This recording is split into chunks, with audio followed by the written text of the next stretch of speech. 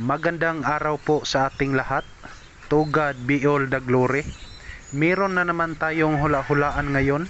Isang Suzuki Closban DE64W K6E engine. Sa tingin ko mukhang bago pa yata ito. Ngayon, inihanda ko na ang aking mga pangyamyam dito kahit na wala pa akong alam kung ano talaga ang sakit nito. Pinaandar ko na agad, nag-observe muna ako dito, mukhang wala akong napansin pero mas mabuti ang may-ari talaga ang ating tatanungin. Ano problema anay sir? Kuan ka na mupalyan, mawaya kusog ba? Mawala yung kusog. Nya, Anang maglabi na mag-aircon ko nya. Hantod nga wala ko mag-aircon, managi ko happy di kasag ka. hapit na dili kasag ka, pero imo naman napatanaw sa pika sir no, sa line shop no. Nya mao toy unsa may ilang check up na nila ang igniter coil. Hasta ang spark plug okay ra. Hasta ang spark plug so okay ra gyud. Ang nahitabo lang hangtod karon ang problema nara gyapon wa nawagtang. Wala. Okay. Sige mga kalbularyo, tingnan natin mabuti kung anong problema yata nito. So ito na po mga kalbularyo, gituwad na namin ang upuan at yan hindi talaga ako nagkakamali. Sabi ng may-ari ay 2 buwan pa lang ito sa kanya pero sa sobrang excited niya, hindi na raw niya namalayan na palyado na pala ang makina. Ngayon sabi niya dili na kuno maagwanta ang kamahal sa gasolina nga hapit na maabot sa 80 ang litro. Yan. Observe lang muna tayo ha. I-rev natin oh. So parang ang engine mga kalbularyo ay magsishake siya talaga, parang nanginginig. At yon, nakikita naman natin na walang check engine light na lumalabas. So ang ginawa ko na lang mga kalbularyo, tiningnan ko na lang po ang mga posibleng sanhi ng engine shaking. Ang ganda pa talaga ng makina nito. Hindi kapaniwalaan na may problema pala.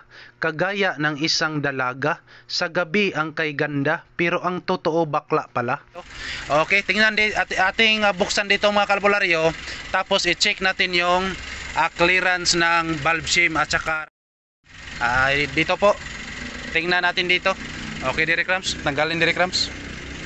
Ito na po. Ipakita ko sa inyo ang modelo nito.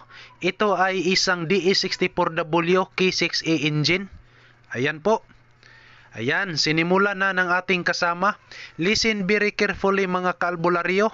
Pag kayo ay makaranas ng ganito, una sa lahat po, titingnan nyo muna ang clearance between valve shim at cam lobe. Wag na wag kayong magpalit agad ng mga pisa kasi kadalasan sa ganitong makina masyadong hilis na yata ang valve seat nito. Payo ko lang sa inyo mga kalbularyo, bantay-bantay lang yun mo para maiwasan ang malaking gasto. At pag kayo ay milyonaryo, mag-donate naman po kayo sa mahihirap na katulad ko. May maitulong naman po ako sa inyo. Ibabanggit ko palagi ang pangalan nyo tuwing magtahas na ako doon sa minteryo. So ito na po mga kalbularyo no, na nabukas na namin. Ayun po. Yan. So kadalasan sa ganitong mga makina mga kalbularyo, pag pumapalya yan at wala tayong makikita na nag-iilaw yung check engine light natin, una sa lahat po tingnan muna natin tong mga clearance lahat dito, katulad nito oh. Yan. So dito sa amin mga kalbularyo ay gumamit tayo ng 5. Ito po 5 po to. Yan. Ngayon na test na namin lahat, nasukat na namin lahat, okay naman po, walang problema sa clearance. So proceed tayo sa step 2 kasi wala tayong nakikita.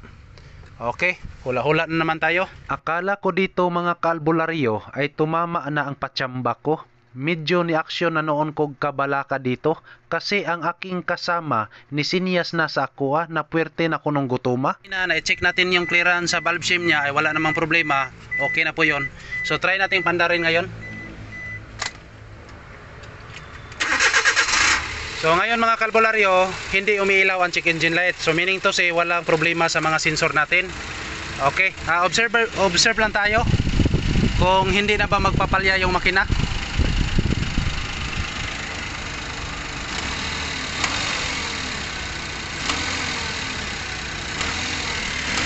So ayun mga kalbularyo.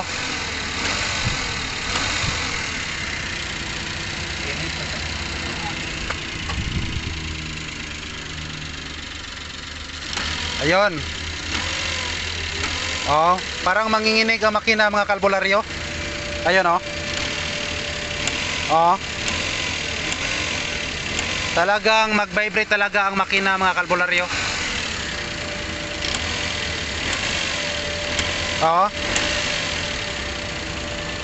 Tingnan nyo lang ha. Oh, i-rev ko. Ayan. Ayo. Diba? Parang magsishake yung makina. So, power siya, parang low power. oh, parang low power. Oh. Oh, parang magsishake talaga ang makina. So, ngayon mga kalbularyo, wala naman tayong nakikita na fault code galing sa x-ray machine natin. At yan, meron naman tayong ebidensya na hindi nag-iilaw yan. Ngayon, proceed na tayo sa palitan natin tong lahat na igniter coil. So, tingnan natin. Sige, Derek Rams. Palitan natin 3 Derek Rams. Hula-hula yan, Derek Rams. So, ito na po mga kalbularyo. Napalitan na nating 3 na igniter coil. Yan. Napapansin natin mga kalbularyo no, na itong brand na ito, NGK, ay hindi tayo makakita sa ganitong brand sa surplus. So kung hindi ako nagkakamali, parang brand new ito, pinalitan ng brand new. Ito po ang ito lang po ang dalawa ang brand new.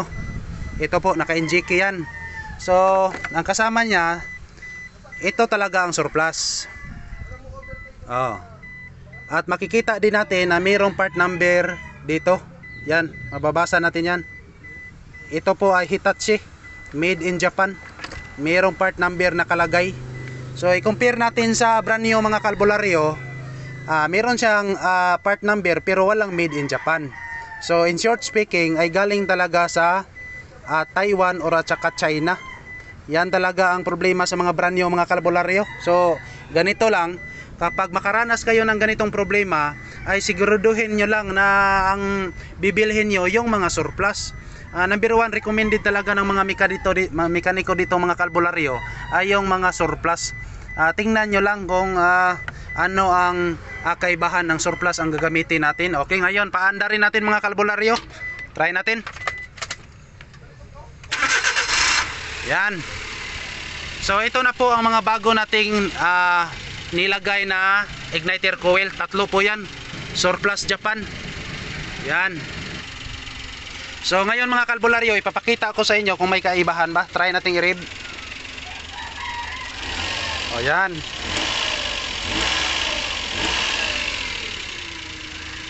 Balik.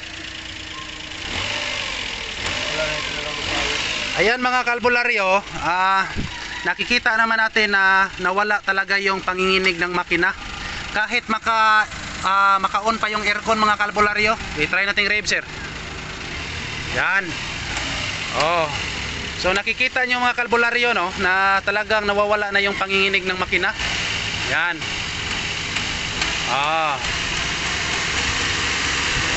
Parang nawala yung delayed. Kasi kanina mga kalbularyo ay nagdi-delay talaga. Pag mag-accelerate ka ay hindi mag-response agad yung accelerator natin. So ngayon kahit na ganito okay.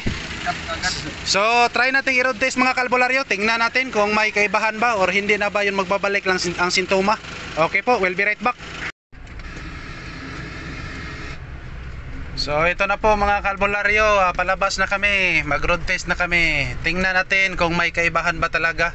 Mismo ang may-ari ang nagdrive ngayon mga kalbularyo.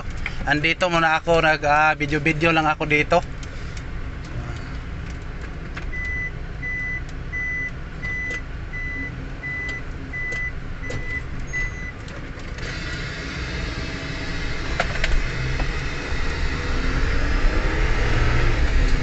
Yan.